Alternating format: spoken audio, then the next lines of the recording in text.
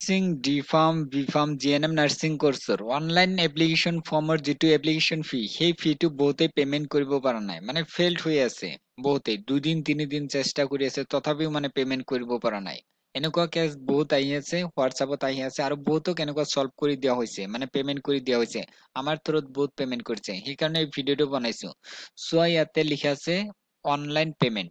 যেতিয়া লগ ইন কৰিবা application number আৰু পাছৱৰ্ড দি, তাৰ পিছত ইয়াতে অনলাইন পেমেন্ট পাবা। ইয়াতে ক্লিক কৰি দিব লাগিব। এতিয়া মই এই অপশনত ক্লিক কৰি দিম।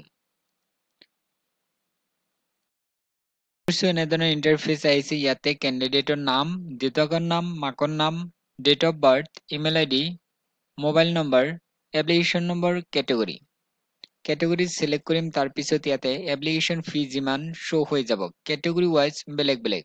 সো ইয়াতে এমওবিসিৰ বেলেগ, এসসিৰ মানে 1200, জেনাৰেলৰ মানে বেছি আৰু।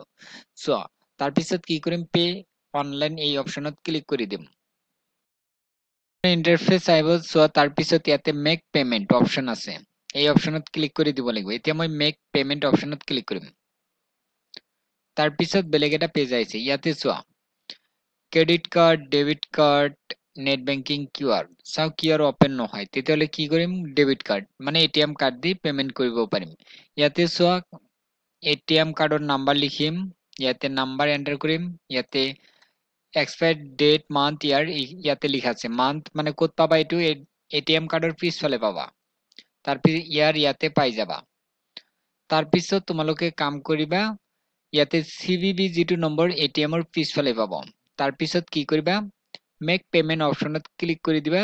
তাৰপিছত মোবাইলত ওটিপি আহিব, তাৰপিছত এন্টাৰ কৰি দিবা, পেমেন্ট হৈ যাব। এনেকৈ ইজি প্ৰসেছত মানে পেমেন্ট কৰিব পাৰিবা। যদি কোনোবাই পেমেন্ট কৰিব নোৱাৰে, তেতিয়াহলে কাম কৰিব, আমাৰ হোৱাটছআপত যোগাযোগ কৰিলেই হ'ল, আমাৰ থ্ৰু দি পেমেন্ট কৰিব পাৰিব। বহুতে মানে প্ৰব্লেম ফেচ কৰি আছে, কিন্তু আমি সেইবিলাক পেমেন্ট কৰি ৰিচিপ্টটো দি আছে। যিমান ফি হয় সেইখিনি আমাক পে কৰি আছে, আৰু এক্সট্ৰা এমাউন্ট এটা পে কৰে। তাৰপিছত আমি কেণ্ডিডেটক মানে লগ ইন কৰি পেমেন্ট কৰি ৰিচিপ্ট বিলাক পঠাই দিওঁ।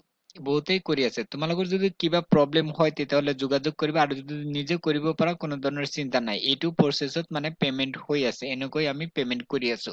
তোমালোকক সেইকাৰণে ভিডিঅ'ৰ জৰিয়তে জনাই দিছো। যদি তোমালোকে নোৱাৰা, তেতিয়াহলে আমাৰ সৈতে যোগাযোগ কৰিব পাৰা।